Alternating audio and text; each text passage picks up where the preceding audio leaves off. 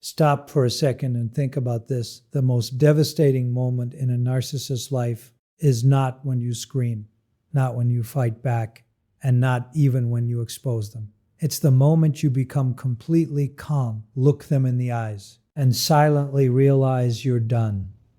There is a moment in the life of every super empath who has endured this kind of relationship. And if you have lived through it, you already know exactly which moment I mean. It doesn't arrive with chaos. It doesn't explode into existence with arguments or ultimatums. It doesn't look like the dramatic endings we see in movies. It arrives quietly, so quietly that the person sitting across from you may not even notice it happening.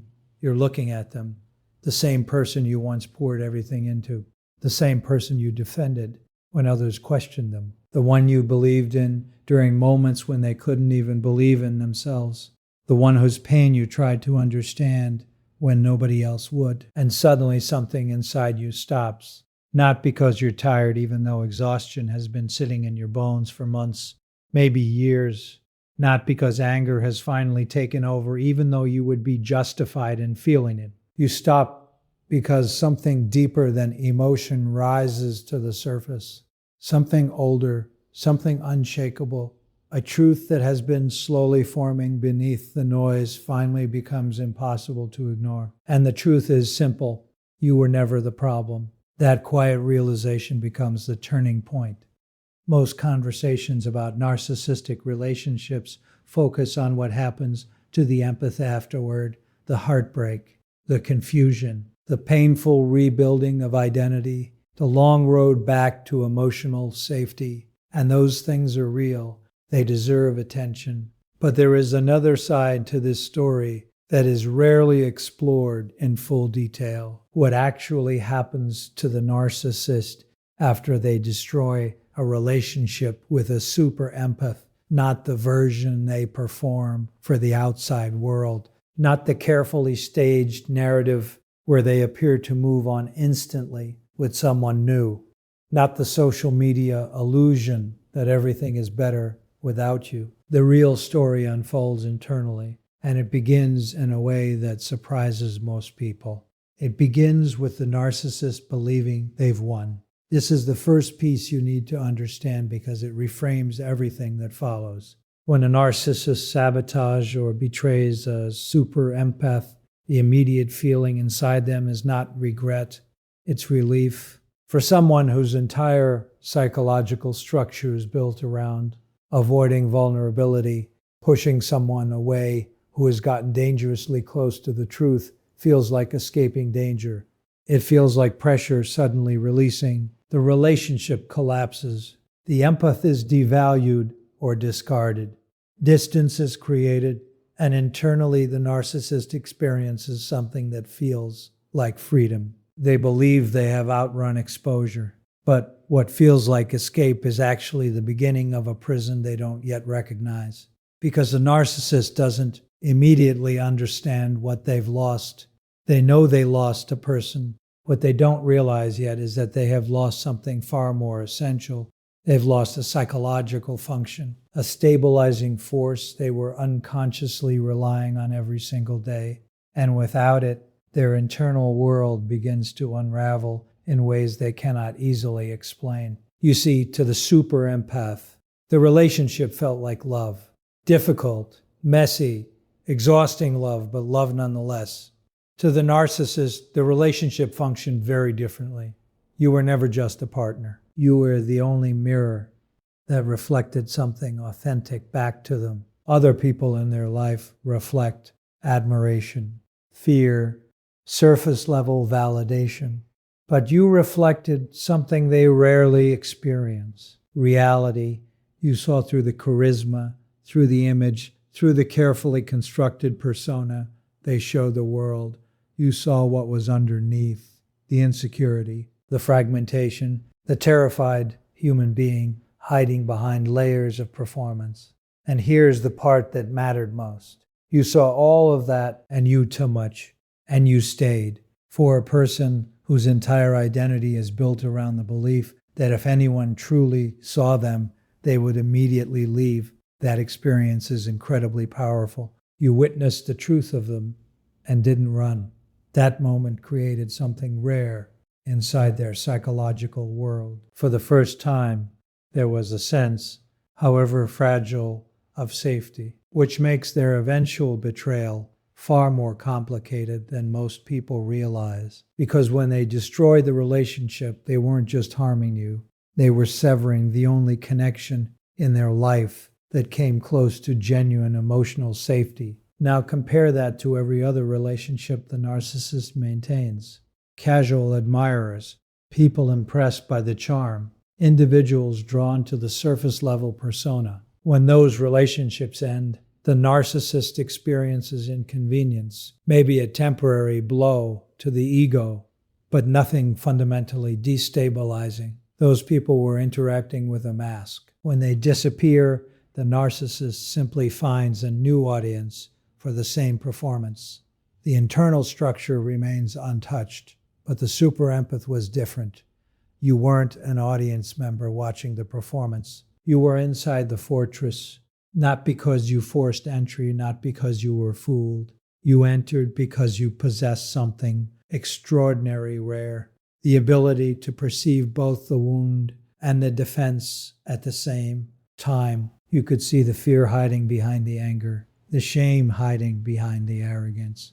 You held space for both realities simultaneously, and you did it with patience. That combination, perception paired with compassion, is something most narcissists never encounter, which is why losing it becomes catastrophic. Because what they lost wasn't generic kindness. It was a specific and irreplaceable experience. The moment they begin to realize that experience cannot be recreated with someone new, that is when the real consequences begin. But to understand those consequences, we have to examine something psychologists sometimes refer to as a corrective emotional experience. This idea suggests that people with deep relational wounds can begin to heal when they encounter a relationship that responds to them differently than the trauma they expect.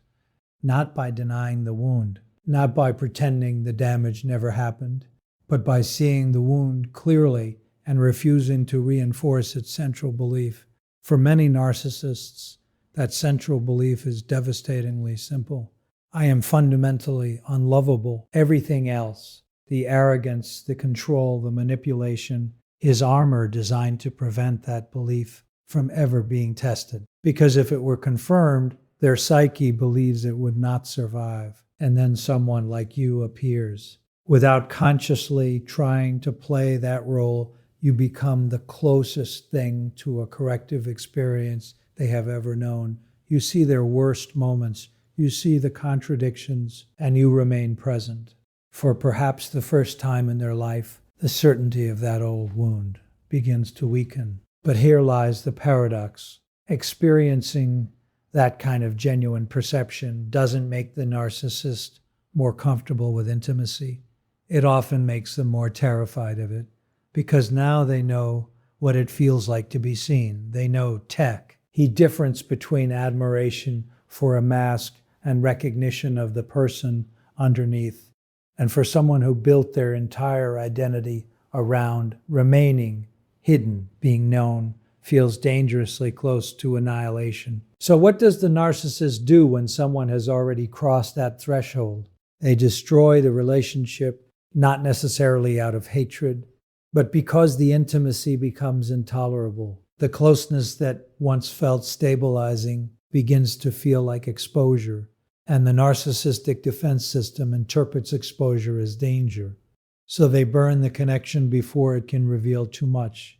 But here's where their strategy fails. Every other relationship they ended before functioned like a reset.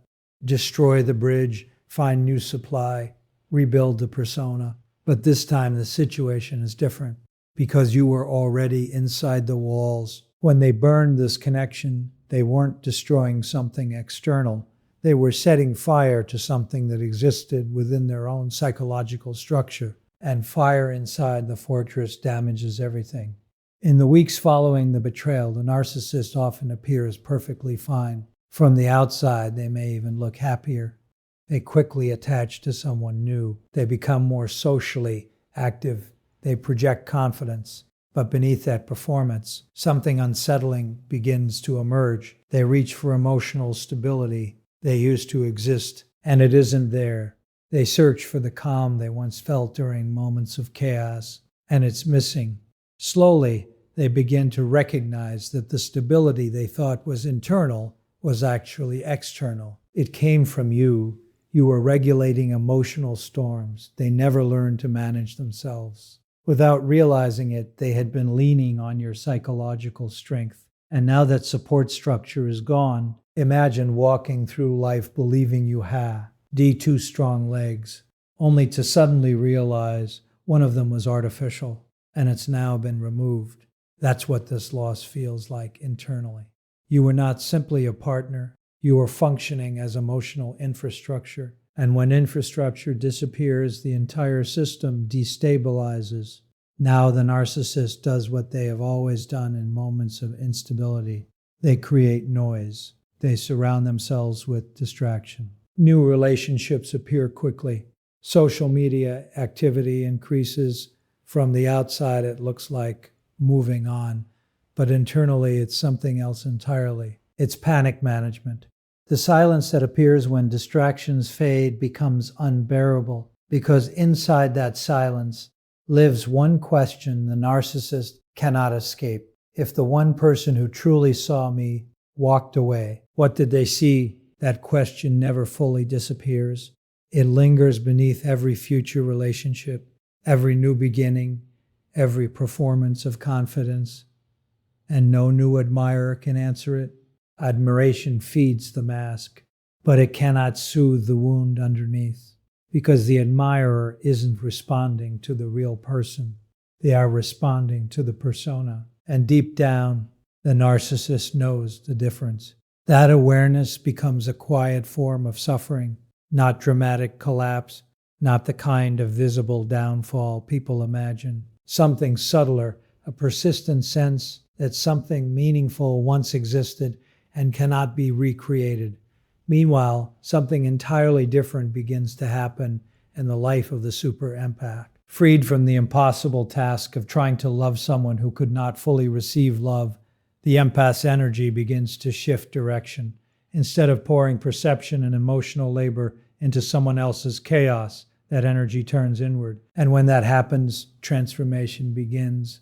Clarity returns. Creativity resurfaces. The parts of your identity that were suppressed begin to expand again. You build relationships that feel balanced instead of draining. You pursue opportunities that once felt impossible because you were emotionally depleted.